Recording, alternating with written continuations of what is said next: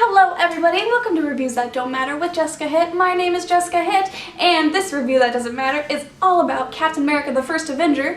If you guys have not been keeping up with my recent string of videos, all through the month of March, I am doing March Marvel Madness, which is going through all of the MCU and other Marvel characters. So I'm very excited about that, and today we are doing the last movie before the Avengers, Captain America the First Avenger.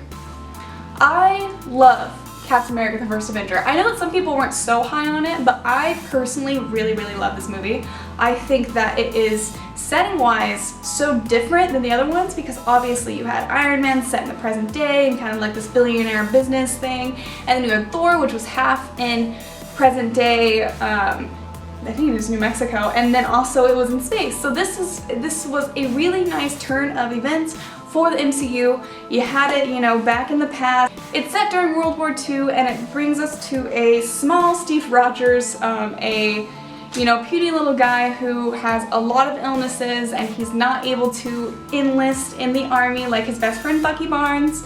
And he keeps trying to re-enlist. I think he re-enlisted like 11 times or something like that. And basically, a doctor finds him and thinks that he's going to be a perfect candidate to be this sort of super soldier serum guy, which he is. Turns out Chris Evans is super hot and super muscular, and he has great chemistry with Haley Atwell, who plays Agent Peggy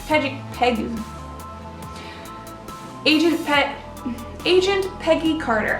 Why is that so hard to say? I don't know. Anyway, we are introduced to Peggy Carter, who is by far, in my opinion, the best female character in any of these movies, and it's sad that she is, not set in the normal timeline of the Avengers and all of their stories, because she just would be fantastic. She is so thoroughly thought out. She isn't just a love interest that is sort of integral to the plot line. She is a major part of this plot line, and it makes sense why she's there and why she's attracted to Steve and why Steve is attracted to her, and it's such a sweet little thing because it's set so long ago that it's like the courtship thing and the chivalry thing is all very popular, obviously. I really like how they show that Steve Rogers is the person that they need to have to utilize the super serum, the super soldier serum that they give him from the goodness of his heart and the courage that he has. And I think that when it's showing him doing all of those tours all across the country, and he's not actually doing anything besides being the spokesperson for this war, being Captain America, and then I love how he actually gets into a war camp with a whole bunch of soldiers who are actually fighting, and they hate him because they're just like, this guy doesn't know anything.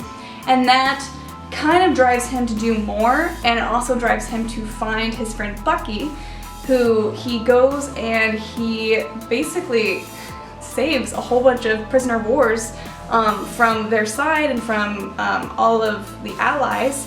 And he forms his own little group, and they allow him to go out, and he gets to do all of this stuff to help with the war. Well, I would love to see like a little mini series or even like a Netflix series that is solely based on this group of people. Also, this is one of the few Marvel films that I think has a really good villain. I think the Red Skull is really fascinating, and I think that he's also kind of creepy. I mean, literally, his face is super creepy. I think it's brilliantly acted. I think that I was almost sad to see him vanquish in a way. I would have maybe liked to see him pop up in another movie, which you never know, could happen. This is Supergirl. People don't really die in these things except for, that guy. But the one thing that we were all wondering is how in the hell is Steve Rogers gonna get from World War II all the way to the present day to be in the Avengers?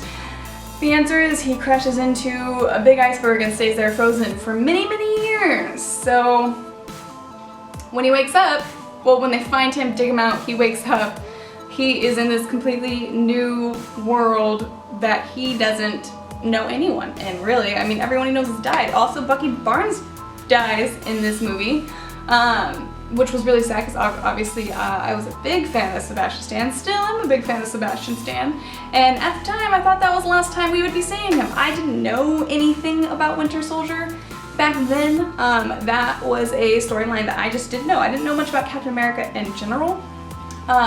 So this movie was me seeing everything for the first time, and me, who does not like origin stories, loved this origin story of Captain America, who is my personal favorite Avenger. He's been my favorite Avenger since the first time I saw this movie, and it has not wavered since. So I think this was a triumph of a movie. It is one of my favorites. I could not rave more about the storyline, the cinematography, the characters. I just love the first Avenger so much. If you like to give this a thumbs up, also comment down below what did you think about this. This is probably your least favorite of the Captain America trilogy. I can see that. The other two are pretty amazing as well. Comment down below and let me know. Also subscribe so that way you don't miss any more of March Marvel Madness.